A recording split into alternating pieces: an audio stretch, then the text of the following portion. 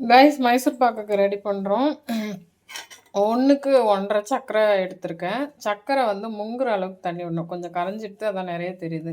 அதாவது அது சர்க்கரை டிப் ஆகிற அளவுக்கு தண்ணி விட்டுட்டு கலரிண்டே இருக்கணும். ஒரு மாதிரி விட்டு விட்டு சொட்டும் பாகு. அந்த டைமில் நம்ம வந்து கடலை மாவு சேர்க்கணும். அப்புறம் நெய் சேர்க்கணும். பெரிய பெரிய பபிள்ஸ் வர ஆரம்பிச்சிடுது சர்க்கரை பாகில். இந்த டைமில் வந்து நம்ம வந்து இந்த கடலை மாவு சேர்த்துக்கலாம். 1க்கு 1.5 சர்க்கரை போட்டோம். கடலை மாவு வந்து 2 டம்ளர் எடுத்திருக்கேன். 3 டம்ளர் சர்க்கரை.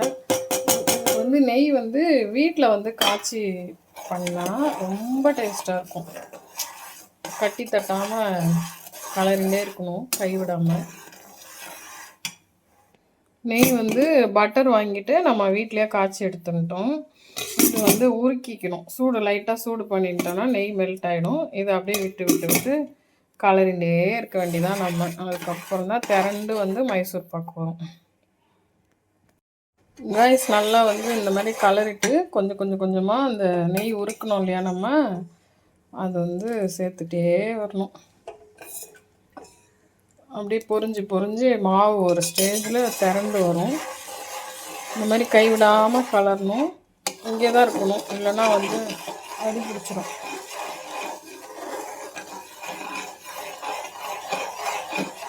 இந்த மாதிரி கலந்துட்டே இருக்கணும் நெய் விட்டு விட்டு. இந்த மைசூர் பாக்கு விடுற இந்த மாவு விடுற ட்ரேயில் வந்து நெய் கோட்டிங் பண்ணி வச்சிடணும் முன்னாடியே. மைசூர் பாக்கு வந்து ரெடி ஆகிடுது. இந்த மாதிரி மடிப்பாக வரும்.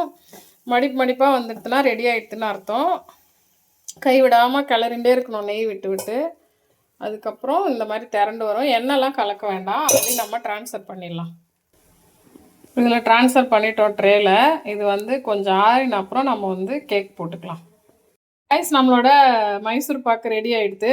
சுடுது, இருந்தாலும் வீடியோ எடுக்கணும்னு சொல்லிட்டு கொஞ்சம் கட் பண்ணி எடுத்துட்டேன். செட் ஆகிட்டால் இன்னும் நல்லா வரும்.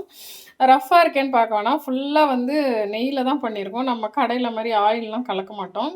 நெய் வீட்டில் காய்ச்சி நம்ம இந்த மாதிரி பண்ணோன்னா வாயில் போட்டோடனே கரையும், ரொம்ப டேஸ்ட்டாக இருக்கும். இந்த உடஞ்சி ஒரு மாதிரி வந்துருக்கு பாருங்கள், இந்த ஓட்டையாக இருக்கு இல்லையா, அப்போ மாவு நல்லா வெந்து வந்துடுது. கொஞ்சம் முன்னாடி எடுத்தோன்னா கொஞ்சம் வந்து சாஃப்டாக இருக்கும். பட் இந்த மாதிரி கடுக்குன்னு இருந்தால் நல்லாயிருக்கும். அதுக்காக பல்லெல்லாம் வலிக்காது, வாயில் போட்டால் கரையும். ஏன்னா ஃபுல்லாக நம்ம நெய்யில் தான் பண்ணுறோம். வீட்டில் பண்ணி சாப்பிட்டுட்டோன்னா கடையில் வாங்குகிற மைசூர் பாக்கு பிடிக்காது யாருக்குமே. ஸோ கண்டிப்பாக ட்ரை பண்ணுங்கள். Thank you so much. Happy Krishna Jayanthi to all. அதுக்குட்டி மைசூர் பாக்கு எப்படிமா இருக்கு? சூப்பராக இருக்கு. அப்படியா? எல்லாருக்கும் ஹாப்பி கிருஷ்ண ஜெயந்தி.